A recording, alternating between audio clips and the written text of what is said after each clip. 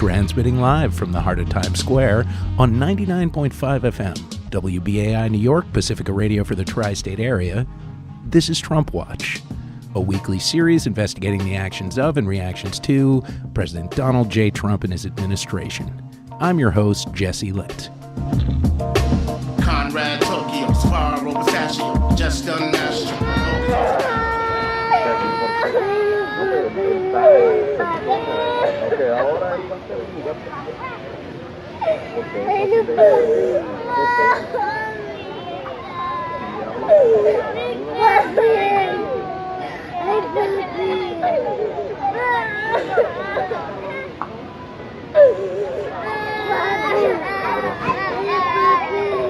Bueno, aquí tenemos una orquesta.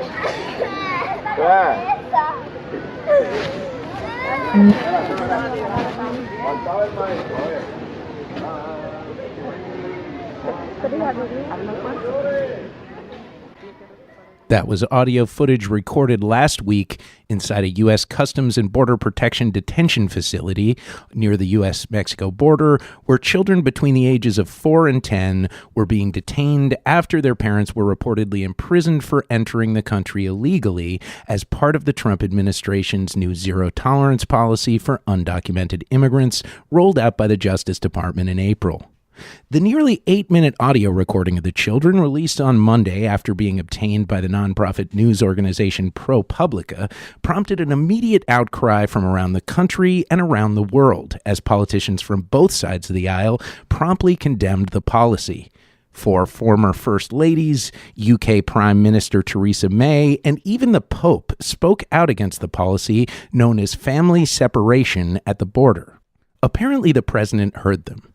In one of the first major policy reversals of his presidency, Donald Trump issued an executive order earlier today that, as reported by Politico, will direct the Department of Homeland Security to keep families together and will instruct the Department of Defense to help house the families because many of the detention centers are at capacity.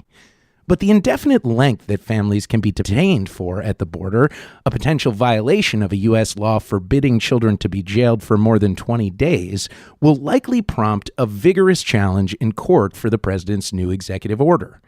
And according to Stephen Choi, executive director of the New York Immigration Coalition, anything short of an abandonment of the Justice Department's aggressive new policy on undocumented immigrants simply doesn't go far enough.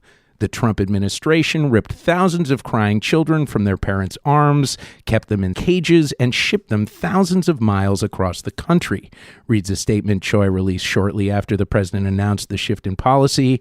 We don't need an absurd executive order that keeps kids locked up and continues to criminalize asylum seekers.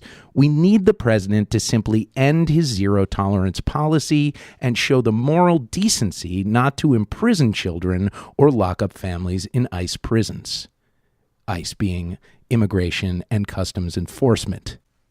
Hello and welcome to TrumpWatch. Tonight, we'll attempt to detangle the chaos at the U.S.-Mexico border and at the White House with Anita Kumar. We spoke earlier today. Joining me now is Anita Kumar, White House correspondent for the news agency McClatchyDC and co-author with her colleague Franco Ordonez of the June 19th exclusive U.S. Officials Likely Lost Track of Nearly 6,000 Unaccompanied Migrant Kids. Hello, Anita. Welcome back to Trump Watch. Thanks so much for returning to the show. Thanks for asking me back again. I want to start with the specific findings you and your colleague Franco Ordonez uncovered about U.S. immigration policy before turning to some breaking news. You report that the Trump administration has likely lost track of nearly 6,000 unaccompanied migrant children who arrived at the southern border, thousands more than lawmakers were alerted to last month. What exactly happened to these children, and what does it mean when you write that the Trump administration has lost track of them? Sure, there's a lot of questions about what word to use. Are they missing? What is the word that is the right word to use? And so we say lost track of because basically when you're a child, then you come over the southern border by yourself, so you're unaccompanied, you're without your parents. you'll eventually go into the government system. You'll be placed with a sponsor, which could be a family member or some other adult, and you are in that home.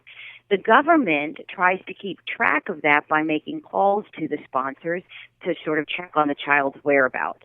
So these children might not be missing, as you might normally use that word, but they're not accounted for. So they might have had an adult in that house who doesn't pick up the phone, who doesn't want to talk to the government, particularly a government that is, trying to deport immigrants who are here illegally. These, some family member or some sponsors might be people that are here illegally.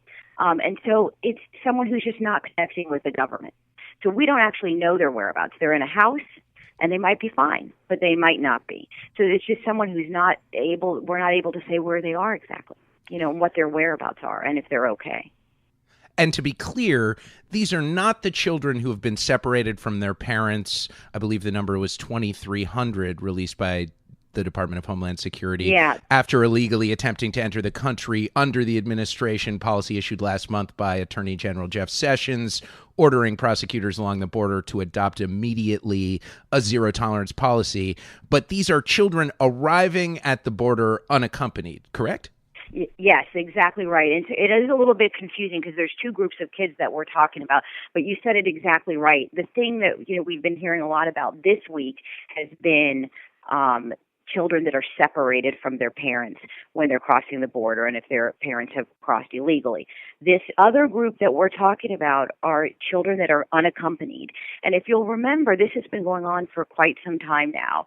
During the Obama administration, the second term, starting in 2014, a lot more immigrants from Central American countries started making sort of the long trek to the border, to the southern border with Mexico, started crossing the border.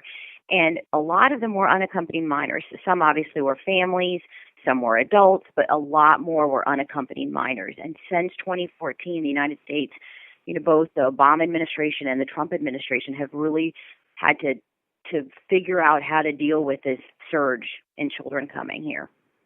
You write that Health and Human Services officials say that it's not the administration's legal responsibility to locate unaccompanied children detained at the border after they're turned over to the custody of a family member or approved sponsor. And they add that it's difficult to keep tabs on sponsors, as you mentioned, who often are living in the country illegally, move often, and may not want to be located. What is the legal responsibility of the federal government for protecting minors in this situation? And has this policy changed under the Trump administration? Yeah, I mean, it has. It sounds like, obviously the Health and Human Services is saying it's not their legal responsibility. They're placed, and then, that's that. Obviously, they do have someone there or people there that are trying to keep track and stay in touch. It's what I've mostly been hearing is whose moral responsibility is it, which is obviously a very different thing. The government should be knowing where they are and should be keeping track of them and should be saying whether they're okay or not. But clearly the government doesn't think that. And of course, the legal issue is a different issue. Are they responsible or not? But, sort of the question is, can the government help them? Should the government be helping them when they're placed? In his June 18th article, "The Government Has No Plan for Reuniting Immigrant Families It Is Tearing Apart," friend of the show Jonathan Blitzer, The New Yorker, writes, "Under the zero-tolerance policy, border crossers are arrested and charged with a crime before being placed in immigration detention. If they came with their children, the children are turned over to the Office of Refugee Resettlement, or ORR, and treated as though they traveled to the U.S. alone. No protocols have been put in place for keeping track of parents and children concurrently, for keeping parents and children in contact with each other while they are separated, or for eventually reuniting them. Immigration lawyers, public defenders, and advocates along the border have been trying to fill the void." In light of Jonathan's report, is it possible that some portion of the 6,000 children you report having been lost track of by the U.S. government could have been arrested at the border with their parents and yet misclassified as an unaccompanied minor? I mean, I'm sure that's possible. The government is saying that this is a different group of children, so we really only have that to go by. They know, or they should know, sort of who the children are and who they're putting in one. It's their statistics, really, right? So these numbers came from their own reports. So they should know who's in each different category. So it's possible. We just have no way to know that. It's interesting, the reporting that you just mentioned, because I will say that I've been at a number of briefings this week where the federal officials, that's at the White House, that's at Homeland Security, Health and Human Services, dispute some of those findings that were in the report that you just mentioned. They say that parents and children are allowed to keep, even if they're separated, they're allowed to be in contact by telephone, that they try to reunite them at some point. So we're hearing a lot of really different things from the advocates and the lawyers that work directly with the families as opposed to what the federal government is telling us. But for your report that found these 6,000 children that were unaccounted for, you went by the government's own statistical data, right? Yeah, I mean, the number that we've been hearing that people might remember from a few weeks ago is that the federal government, so this is Health and Human Services, told Congress that they lost track or they haven't been in touch with 1,500, so 1,500 unaccompanied minors. But that was only a very small snapshot. That was a 3-month period. If you look at their own records, and they have the records of how many unaccompanied minors they had, each fiscal year, they keep some records. And then if you look at the actual percentage that they say they've, lost track of or haven't been in touch with, and you do the math, this is the amount. It comes up to, almost the 6,000 that we're talking about. So we're taking their own numbers, but we're just not looking at it in this small 3-month snapshot. And about how long this 6,000 number is from the entire 18 months of the Trump administration, give or take? Yes, that's right. So we know that the practice of separating families at the border is a new Trump administration policy rolled out by the Justice Department in April. How else has this president differed from his predecessor, Barack Obama, when it comes to U.S. border policy? It's interesting because it's so easy to forget, but a lot of the immigration advocates and immigrants during President Obama's term, they didn't really like what the Obama administration was doing. If you'll remember, he was called deporter-in-chief. He had a record number of deportations.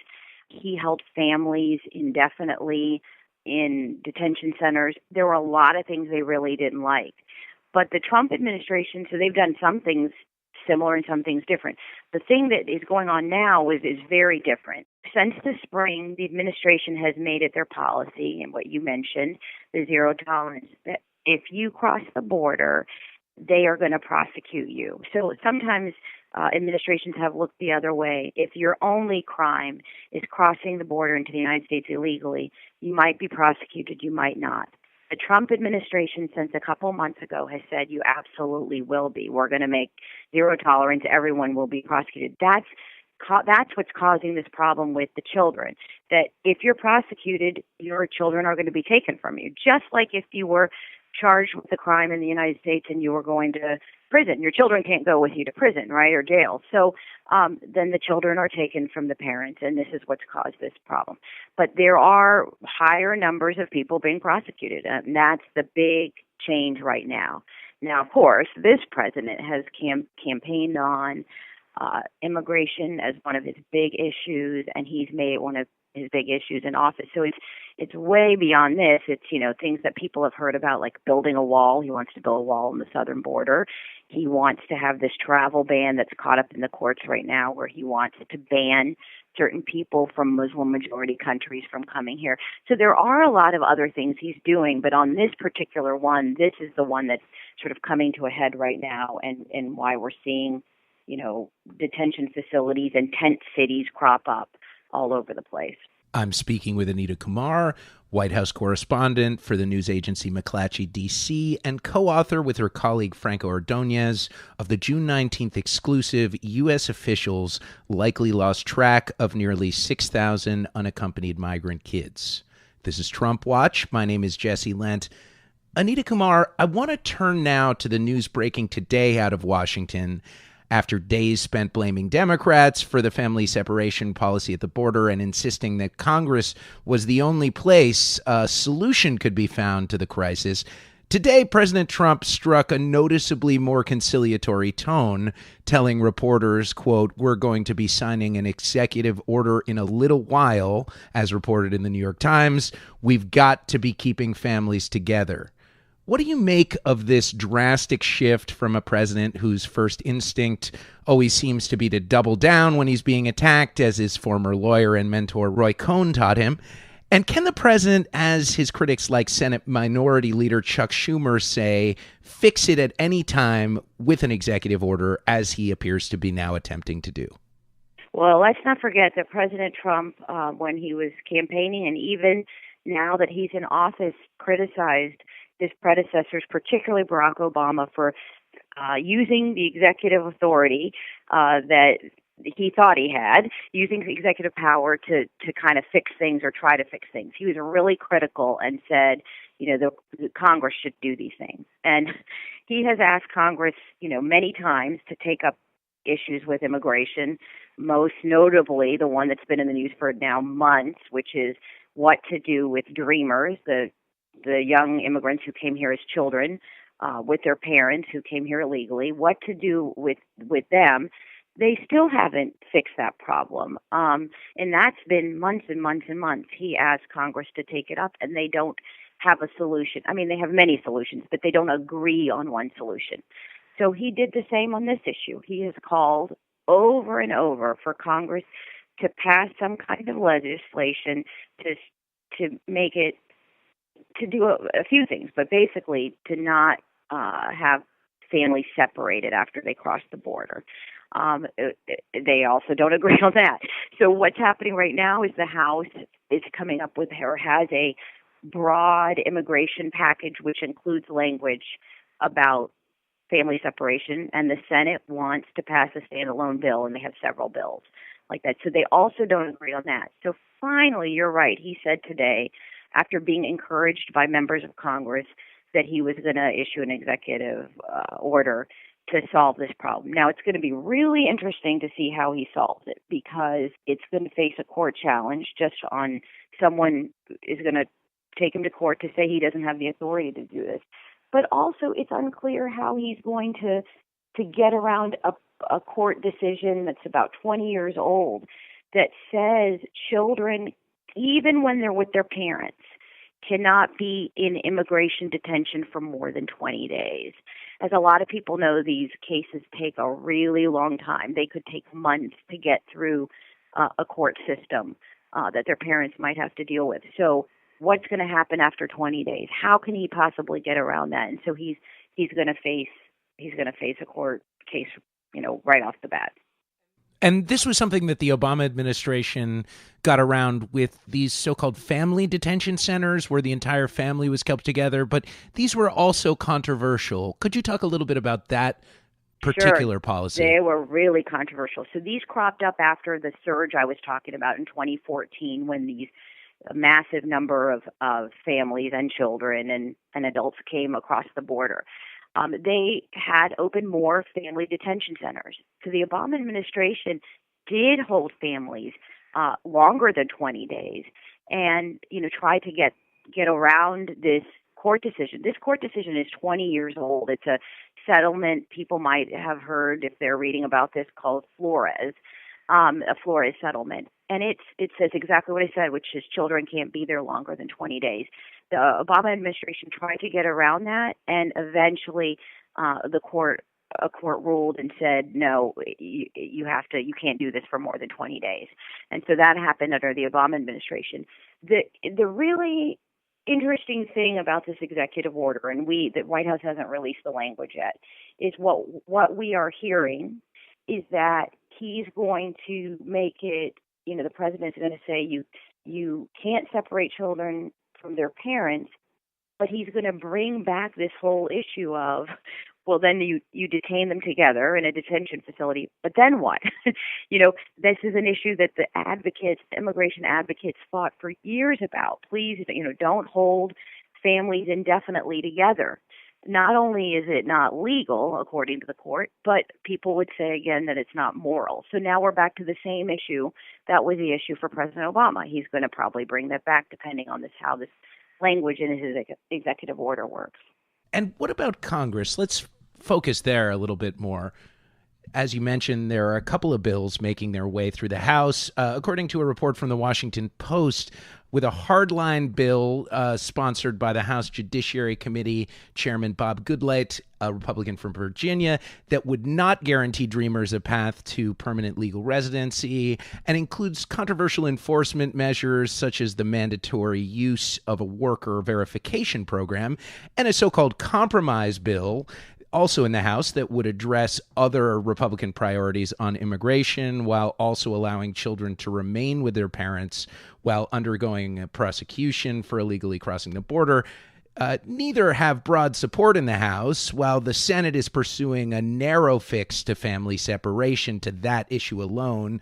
Do you see any congressional solution to the situation at the border materializing, particularly if President Trump is now going to intervene with this executive order? Well, President Trump was very clear today and said that after this executive order, he expects Congress to act and, really make it, put it into law, about the separation of families. So he is still hoping that he'll do that. The difference is that the two chambers, as they often do, completely disagree on how to go about doing this. I think I mentioned before the Senate Majority Leader Mitch McConnell of Kentucky wants a standalone bill and has several in the Senate to choose from. In the House, they're pursuing the two really big, broad immigration bills that you mentioned.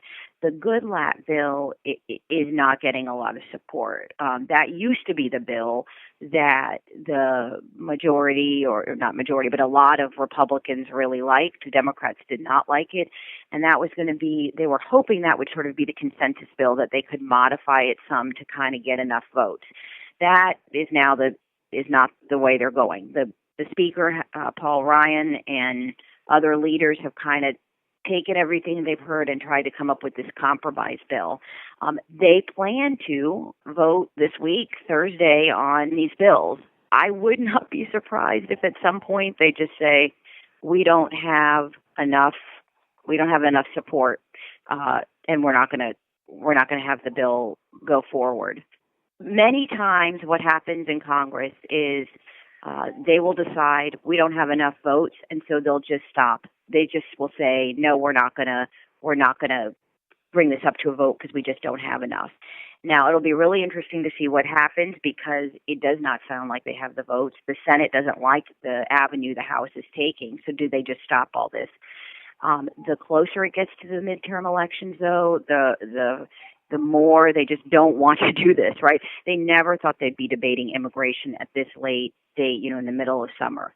So will the Speaker just continue down the road in a month or 2 months and say, let's continue debating immigration? I don't think so. At some point, they're going to say this isn't going to work. One part of this that's a little confusing to me, if all of this began in April, when the Justice Department ordered family separation, why can't Trump just order Jeff Sessions to reverse that April order? That is a great question, and one that I've tried to ask both at the White House and the Department of Homeland Security. They won't actually say why in April this happened. Now, I understand what they're saying about the law. The law is that you should be prosecuted if you cross the border illegally. That is correct. But why did they start that in April and not last year? And why won't they just say, well, we're not going to do that? They won't answer. They won't answer what over and over what has changed. But they will say, well, we're supposed to prosecute, so we are. And that's what we're doing now. We can't change that law that says we're not supposed to prosecute. Where does this issue of families being separated at the border rank in the realm of scandals during the Trump presidency? A few days seem to go by that don't include some kind of breaking scandal about the president or his administration, but this seems different. Do you agree? Well, I think it feels different, but if you'll remember back to the first beginning part of the administration, remember the protests in the street from women? That felt different too, right at the beginning of the administration. I think what feels different is that we're seeing, on Facebook and Twitter, just rank and file regular people in America very upset about this. I know I'm on listservs, in my neighborhood, and people are debating what can we do to help the children, that kind of thing. So, I feel like it's incorporating a lot more people, Americans across the country. But I will say there's been a lot of controversial issues where we say, wow, this is the one with this president that is the biggest, or the most controversial, and it never is. I feel like every month or every week there's something else. One thing that seems to distinguish this controversy from others is the blowback that Trump has received from dyed-in-the-wool Republicans, like Senate Majority Leader Mitch McConnell, saying, quote, "I support and all of the senators of the Republican conference support a plan that keeps families together." And longtime GOP strategist Steve Schmidt announced today that he was leaving the Republican Party, which he called the Party of Trump, after calling out what he called internment camps for babies in an apparent reference to the June 20th AP report, which revealed the Trump administration has set up at least 3, quote unquote, tender age shelters to lock up babies and other young children who have been forcibly separated from their parents at the U.S.-Mexico border. Just how powerful has the blowback been for this policy in Washington? And are there equally contentious moments from the Trump presidency that have stirred this much resistance up from his side of the aisle that you can recall? It's so interesting because I really do say over and over, this is the moment that the Republican Party or the Republicans, other Republicans, are really going to break with their president. And look at it, just hasn't happened. We've seen Jeff Flake of Arizona and Bob Corker of Tennessee, both Republican senators, break with the president, John McCain of Arizona. But we haven't seen, in mass, a lot of Republicans do that. And I think one of the reasons is that you call around and you travel around and you talk to Republicans around the country. They're not breaking with him.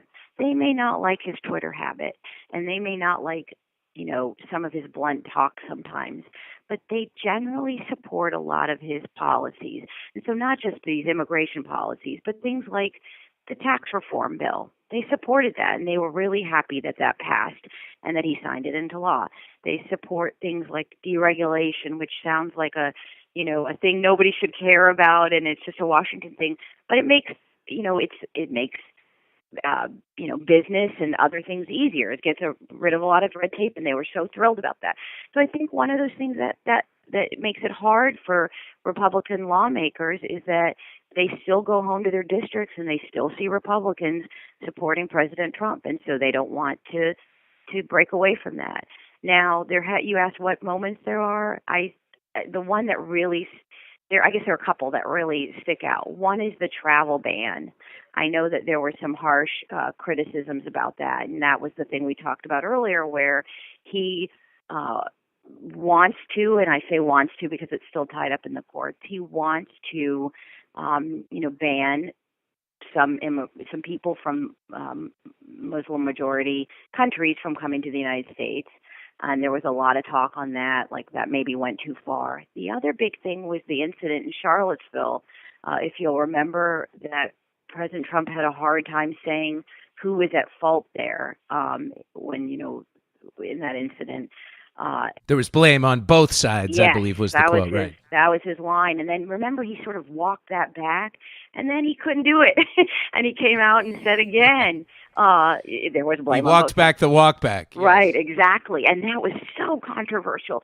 And there were a lot of criticisms from some criticisms from Republicans on that issue, even from people in his own administration. But, he survived that one too.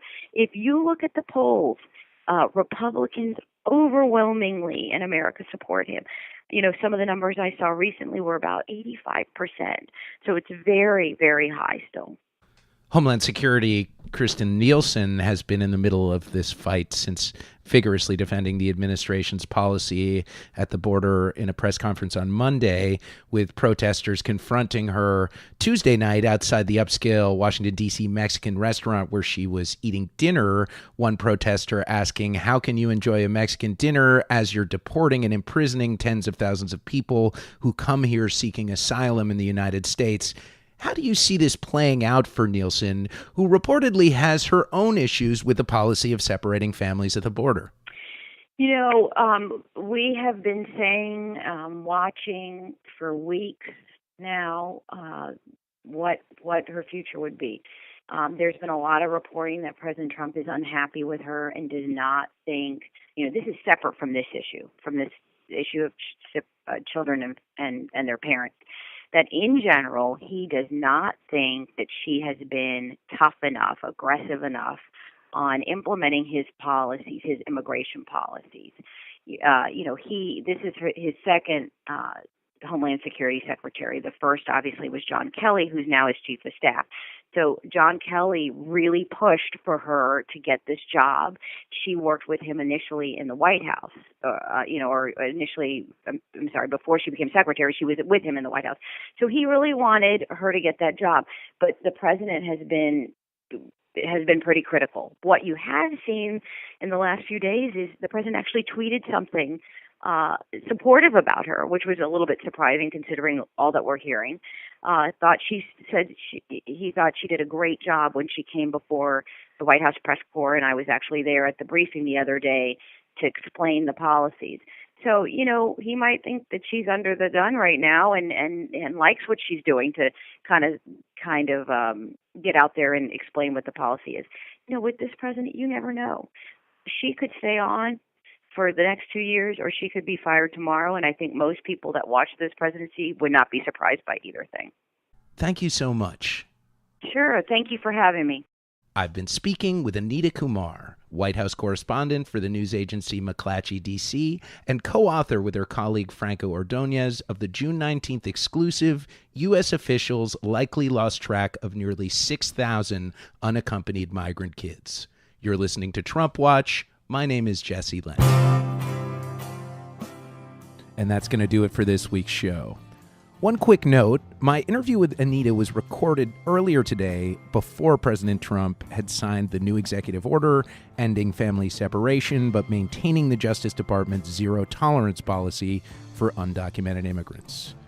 Reggie Johnson engineered this program live. You can hear all 74 episodes of Trump Watch with Jesse Lent at soundcloud.com/TrumpWatchWBAI or wherever you get your podcasts. In fact, if you get your podcast at iTunes, please consider giving us a rating or a review.